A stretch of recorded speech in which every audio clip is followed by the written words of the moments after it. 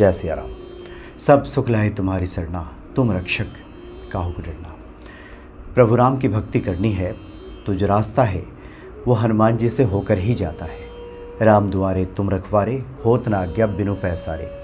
जब तक भगवान शिव कृपा नहीं करते हैं तब तक प्रभु राम की भक्ति हमें प्राप्त नहीं होती। क्योंकि आज के संसार में जिस प्रकार का मनुष्य जीवन जी रहा है, तमाम तरह की परेशानियां हैं, दुख है और रोग है, शोक है, व्याधि है, इसका निराकरण नहीं मिलता। इसका निवारण कैसे हो, ये मनुष्य इसको लेकर के भटकता रहता है, परेशान रहता है। ऐसे में भगवान राम की भक्ति से बढ़कर कुछ भी नहीं है। आज हम बात करने जा रहे हैं राम रक्षा स्तोत्र की। क्योंकि काफ़ी दिनों से कुछ भक्त इस पर लिख रहे थे कि राम रक्षा स्तोत्र पे अभी बात नहीं हुई है, तो राम रक्षा स्तोत्र पे बात होनी चाहिए।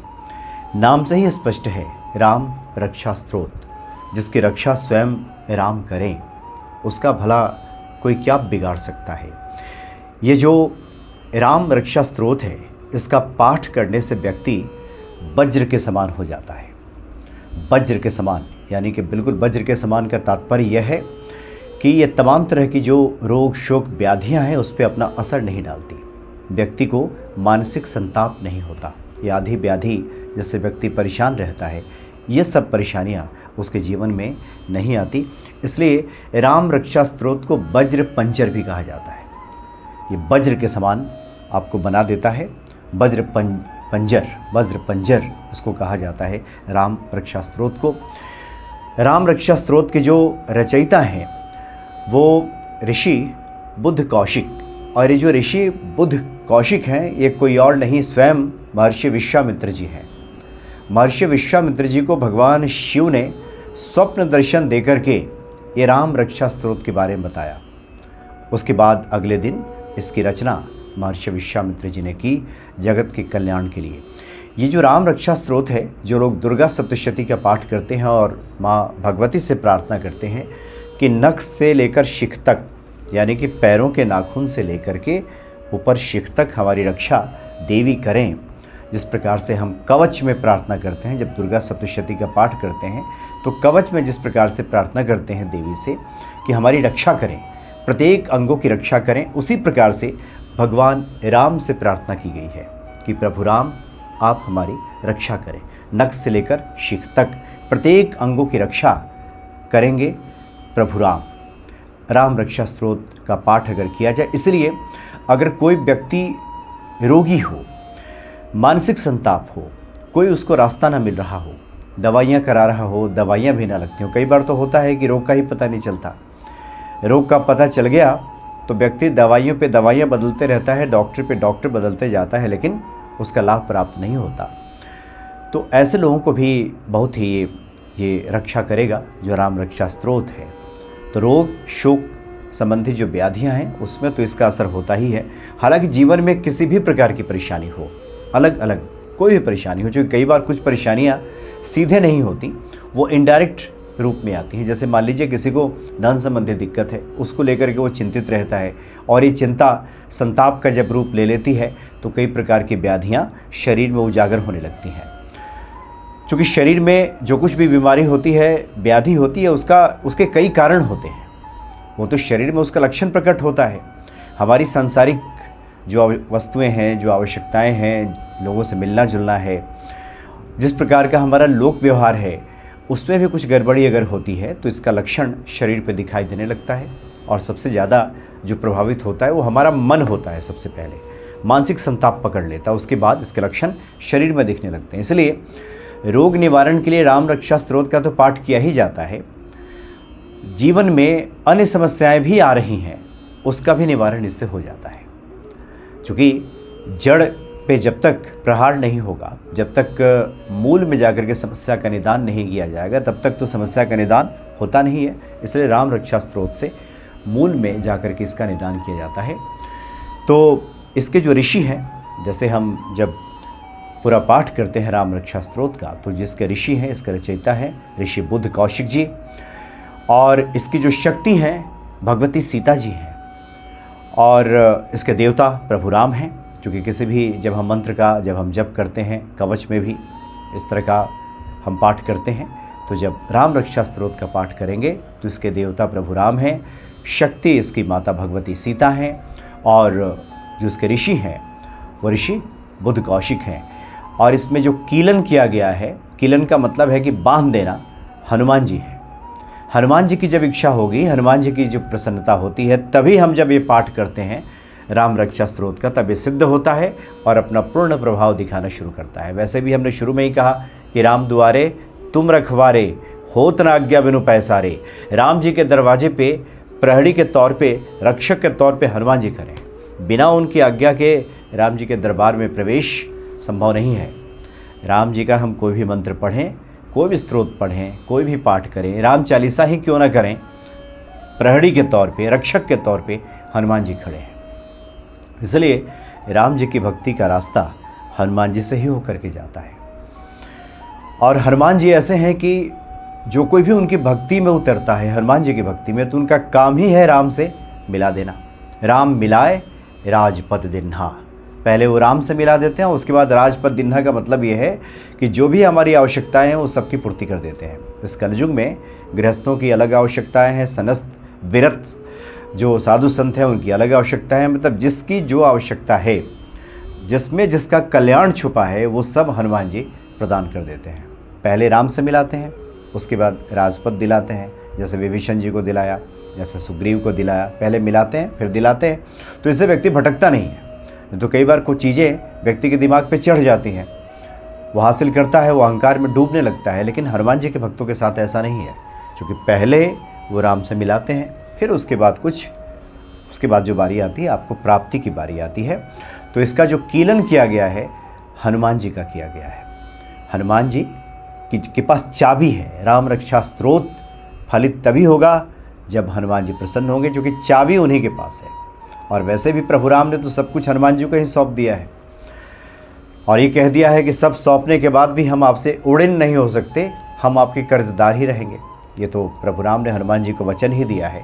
इसलिए हनुमान जी की प्रसन्नता भी राम रक्षा स्तोत्र जब हम करने जाएं, इसके लिए आवश्यक है। अब इसके लिए कुछ विशेष दिन बताया गया है। यह सिद्ध जब हो जाता है राम रक्षा स्तोत्र, एक तो प्रतिदिन जो लोग पाठ करते हैं बहुत बढ़िया है, लेकिन अगर इसको सिद्ध करने की जब बात आती है तो उसमें विद्वानों ने जो बातें बताई हैं, जो कर्मकांड के जानकार लोग हैं, उन लोगों का ये कहना है कि 2 समय ऐसा है जिसमें ये सिद्ध हो जाता है बहुत सुगमता से। पहला तो यह है कि नवरात्रि में, कोई भी नवरात्रि, 2 प्रकट नवरात्रि और 2 गुप्त नवरात्रि, जैसा भी नवरात्रि चल रही है, लेकिन इसके लिए प्रथम दिवस से ही लगना होता, लेकिन अब विलम्ब हो गया है। तो नवरात्रि में इसको सिद्ध किया जाता है 9 दिनों में, 9 दिन तक इसका पाठ करना होता है। और अगर नवरात्रि दूर है तो किसी भी महीने के शुक्ल पक्ष के प्रथम 9 दिन, यानी जैसे ही शुक्ल पक्ष की शुरुआत होगी और प्रथम दिवस जो आएगा प्रतिपदा, उस दिन से इसकी शुरुआत की जाती है। और 9 दिन तक लगातार 11-11 पाठ किया जाए तो उसकी सिद्धि प्राप्त हो जाती है।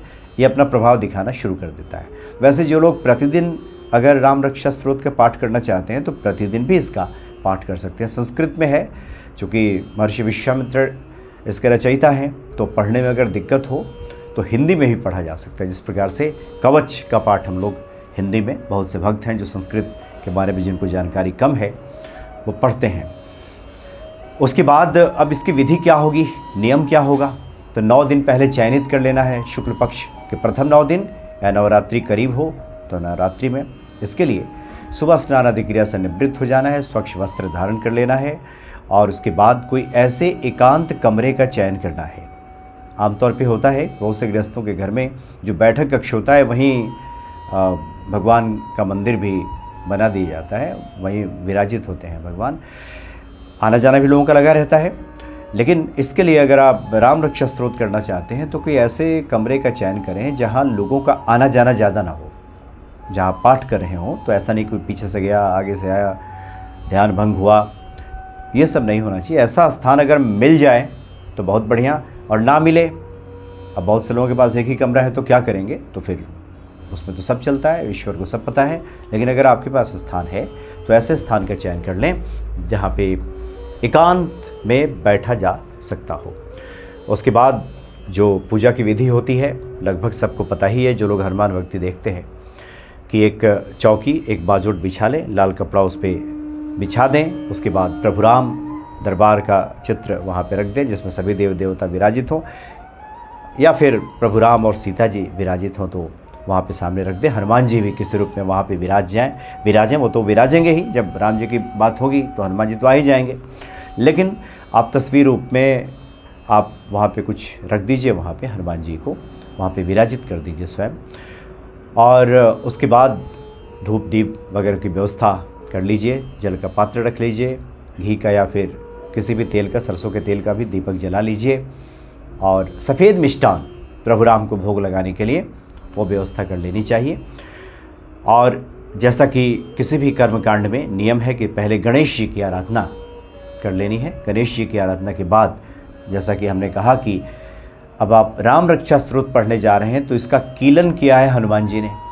अब हनुमान जी के पास चाबी है तो पहले तो हनुमान जी से ही प्रार्थना करनी पड़ेगी, इसलिए हनुमान चालीसा का पहले पाठ कर लीजिए। हनुमान जी का कोई भी मंत्र आपको ध्यान में आए तो ओम हंग हनुमते नमः एक माला कर लीजिए और हनुमान जी से प्रार्थना कीजिए कि प्रभु, हम प्रभु राम की प्रसन्नता के लिए और अपनी सुरक्षा के लिए तमाम तरह की जो व्याधियाँ इस कलयुग में जो मुझे परेशान कर रही हैं, जिसकी वजह से मेरा जीना मुहाल हो गया है, और ये जो सांसारिक कष्ट है, सांसारिक परेशानियाँ हैं, जिनकी वजह से मेरा ध्यान भक्ति में भी नहीं लगता, पूजा में भी नहीं लगता, रह रहकर ये जो सांसारिक आवश्यकताएं हैं जो मुझे परेशान करती हैं, इसके निवारण के लिए आप प्रभु राम से मेरे लिए प्रार्थना करें, और आप प्रसन्न हो जाएं तो प्रभु राम भी प्रसन्न हो जाएंगे। इसलिए आप मुझे अनुमति दें कि मैं राम रक्षा स्तोत्र का पाठ करूं, क्योंकि चाबी उन्हीं के पास है। कीलन हनुमान जी का किया है। कीलन का मतलब ही होता है कि बांध देना, बंद कर देना। तो हनुमान जी को उससे पहले अनुमति प्राप्त कर लेनी है। हनुमान जी जब अनुमति दे देंगे, उसके बाद से नियम के अनुसार आप करना चाहते हैं, कर्मकांड के अनुसार, तब तो उसके लिए कुछ विधि है। आसन की शुद्धि है, आसन की शुद्धि में भी मंत्र है। आप हिंदी में भी कह सकते हैं कि हे पृथ्वी देवी, आपके द्वारा संपूर्ण लोक धारण किए गए हैं और भगवान श्री विष्णु द्वारा आप धारण की गई हैं। हे देवी, आप मुझे धारण कीजिए और आसन को पवित्र कर दीजिए, और उसके बाद वहाँ पे आसन बिछा दीजिए और वहाँ पे जल छिड़क दीजिए। उसके बाद माथे पर तिलक करके एक बार जो आचमन किया जाता है वो कर लीजिए। श्री सीतारामभ्यो नमः, श्री रामचंद्राय नमः, श्री रामभद्राय नमः, इस तरह से ये कर लेना है। और इसके बाद जो इस मंत्र के बुद्ध कौशिक ऋषि हैं, इससे मस्तक पर हाथ रखिए, अनुष्टुप छंदः, इसे मुख का स्पर्श कीजिए। श्री सीतारामचंद्र देवता है, इसके हृदय पर फिर हाथ रखना है भगवान श्री राम की प्रसन्नता के लिए। फिर ये विनियोग किया जाता है। फिर विनियोग का जो मंत्र है वो कर सकते हैं, और जो लोग नहीं जानते वैसे ही हाथ जोड़ करके प्रार्थना कर सकते हैं। जो कर्मकांड इतना नहीं जानते, संस्कृत नहीं जानते, वो परेशान ना हो कि ये सब हम कैसे करेंगे, इतनी विधि हमें कैसे आएगी, इससे परेशानी है। लेकिन जो लोग जानते हैं कर सकते हैं। या राम रक्षा स्तोत्र जब किताब आप लाएंगे तो उसमें सब विस्तार से दिया भी है कि अस्य श्री राम रक्षा स्तोत्र मंत्र से बुद्ध कौशिक ऋषि ही श्री सीता रामचंद्र देवता अनुष्टुप छंदः सीता शक्ति श्रीमान हनुमान कीलकम श्री रामचंद्र पीर्थ अर्थे राम रक्षा स्तोत्र जपे विनियोगः। उस तरह से फिर जल नीचे गिरा देना है। उसके बाद भगवान राम का ध्यान करना है कि जो धनुष बाण धारण किए हुए हैं, बद्ध पद्मासन में विराजमान हैं, पीताम्बर पहने हुए हैं, और जिनके प्रसन्न नयन नूतन कमल दल से स्पर्धा करते हुए वाम भाग में विराजमान श्री सीता जी के मुख कमल से मिले हुए हैं, उन अजान बाहु यानी घुटने तक जिनके लंबे हाथ हैं, ऐसे हैं प्रभु राम। मेघ श्याम नाना प्रकार के अलंकारों से विभूषित तथा विशाल जटाजूटधारी श्री रामचंद्र जी का हम ध्यान करते हैं, ऐसा उनका ध्यान करना है। और उसके बाद स्तोत्र की शुरुआत हो जाएगी। जो संस्कृत में है, स्तोत्र की शुरुआत हो जाएगी। श्री रघुनाथ जी का चरित्र 100 करोड़ विस्तार वाला है, और उसका एक एक अक्षर भी मनुष्यों के महान पापों को नष्ट करने वाला। इस प्रकार से आप पूरा जो श्री राम रक्षा स्तोत्र है आप उस पर पढ़ लेंगे, और पढ़ने के बाद इसका 11 पाठ अगर प्रतिदिन किया जाए, 11 पाठ प्रतिदिन किया जाए, तो ये 9 दिन तक पाठ किया जाए तो ये सिद्ध हो जाता है। और उसके बाद जिस दिन, पहले दिन भी जब पाठ समाप्त हो जाए, उसके बाद प्रभु राम की आरती करें, और उसके बाद क्षमा प्रार्थना करें कि जो कुछ भूल हुई हो तो क्षमा करें, और उसके बाद फिर जल मस्तक पर लगा लें। इस प्रकार से ये पाठ पूरा हो जाता है। तो राम रक्षा स्तोत्र से संपूर्ण रूप से व्यक्ति की रक्षा हो जाती है, भक्तों की रक्षा होती है।